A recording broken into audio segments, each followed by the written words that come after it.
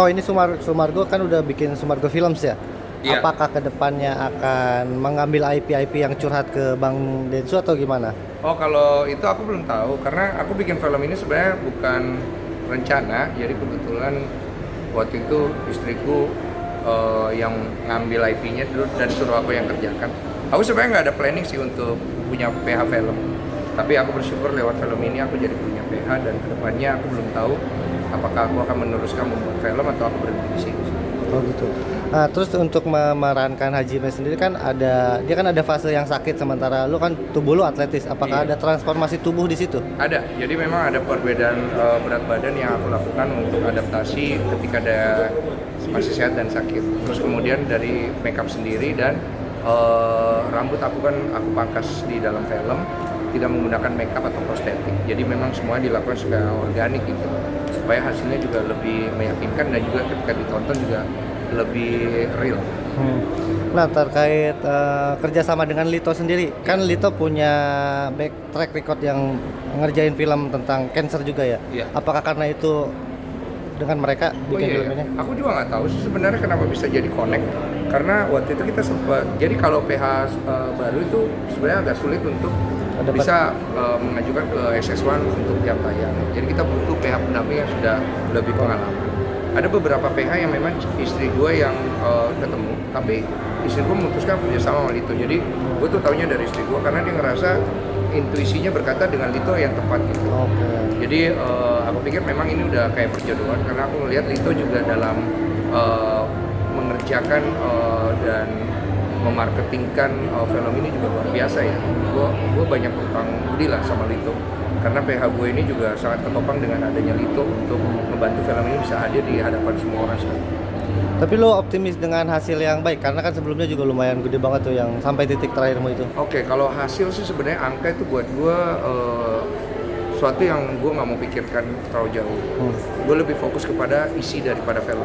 Kalau isi daripada filmnya gue sangat optimis karena selama hampir setahun ini semua mengerjakan dari hati dan masalah acting, masalah teknis semuanya benar-benar kita lakukan dari hati. So kita sangat yakin dengan masalah itu. Tapi kalau masalah angka, menurut aku itu semua kembali ke Tuhan ya. Takutnya kecewa nanti ketika angkanya memang tidak sesuai, angka penontonnya tidak sesuai.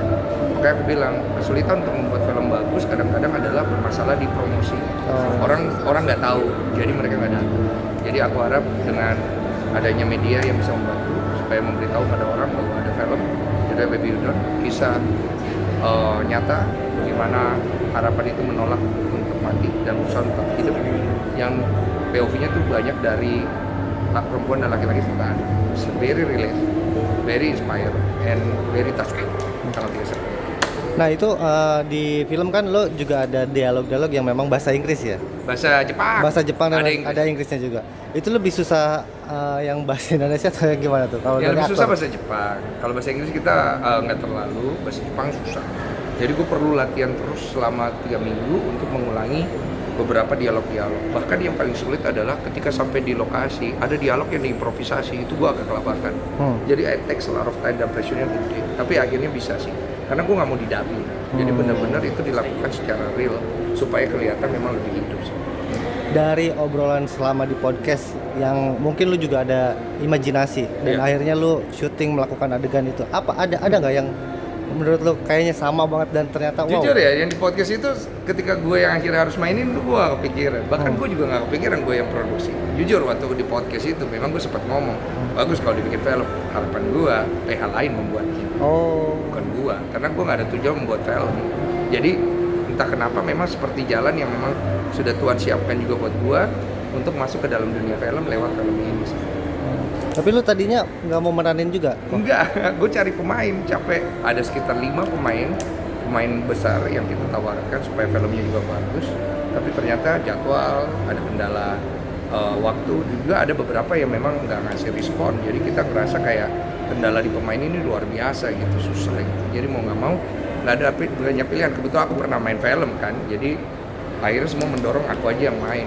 Dan itu dengan berat hati sebenarnya, karena gue takut juga nanti gue nggak mampu memainkan karakter Hajime yang notabene sangat jauh nih dengan kepribadian asli. Lu berarti ada tanggung jawab juga ya di situ. Ada, sebagai aktor kita punya tanggung jawab. Iya. Tanggung jawab itu cukup besar bagaimana kita memainkan dan menghidupkan sebuah karakter.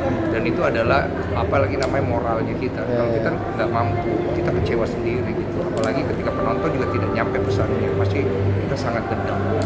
Oke kok, boleh promonya untuk Siap, jangan lupa saksikan salah satu kisah nyata yang memberikan harapan dari cinta dan perjuangan yang menolak untuk mati, yang berusaha untuk tetap hidup, yang mungkin dibagikan kepada setiap orang. Tanggal 3 September sudah siap dan ada di hadapan kalian. Datang ke bioskop.